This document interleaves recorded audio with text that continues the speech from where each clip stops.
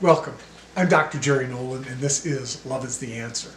Our two previous segments dealt with the spirit of gratitude at Thanksgiving and the power of redemption at Christmas.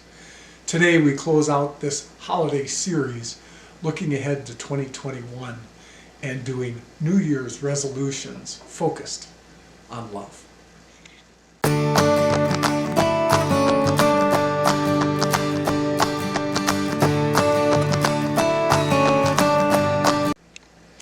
I am a huge fan of new beginnings, goal setting, New Year's resolutions. Here are some suggestions, some things I'm going to do. I'm not saying you should, but here's some suggestions. Take them early. First, I like to start with an overarching guiding principle. This year for me, it's going to be love thy neighbor as thyself. Every goal that I set this year is going to be under that rubric of somehow promoting the goodness, well-being, and development of myself and others. Second suggestion, do no more than 3 goals at any one time. The research is really clear.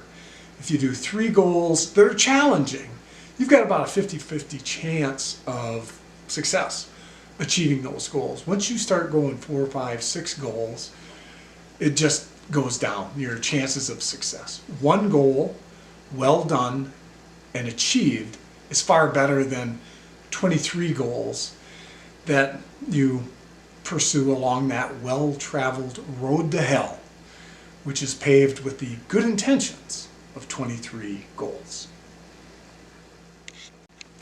Third suggestion, think, stop, start. What are some things I should stop doing? What are some things I should start doing? And sometimes they go together. For me, this year, I'm going to stop criticizing so much. I'm going to be less critical. What that means is I'm going to start understanding more fully. That's my goal. And I'm going to start with myself. You realize 80% of our self-talk is critical.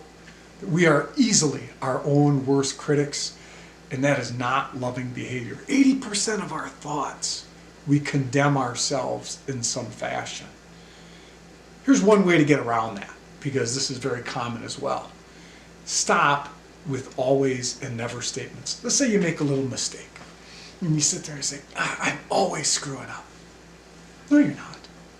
You wouldn't be where you are right now if you were always screwing up. Or you say, I never say the right thing at the right time. Well, that's just not true. You say the right thing at the right time most of the time. But sometimes we get into this always and never, or we say it about other people. He's always late to meetings. She's always got something to say that's negative. She never has anything good to say. Well, none of that's true.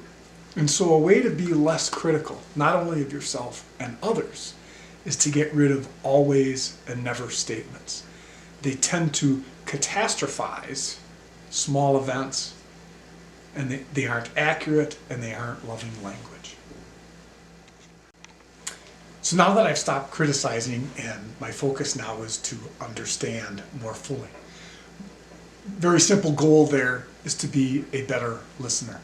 In the literature on loving behavior, listening is in every description of loving behavior. Why? Because when we listen, we are subordinating our own interests. We're putting the other person first. We're saying, you're in the driver's seat. I'm here to serve you. In conversation, 10% of what's communicated is done with the words, 30% with tone, inflection, and fully 60% of communication is nonverbal. So here's my goal. I'm going to listen better with my entire being, not just with my ears, but with my eyes, more importantly, my heart.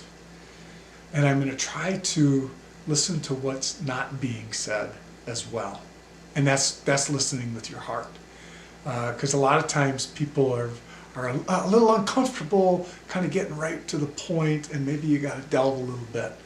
But trying to listen to what's not being said and what their body is telling me and their tone is telling me as much as the words. Try to really focus in on those things.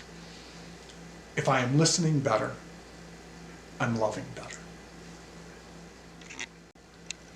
We wish you well. on your New Year's resolutions and goals, you're going to fall off the wagon. Nunc cepe. Now I begin again.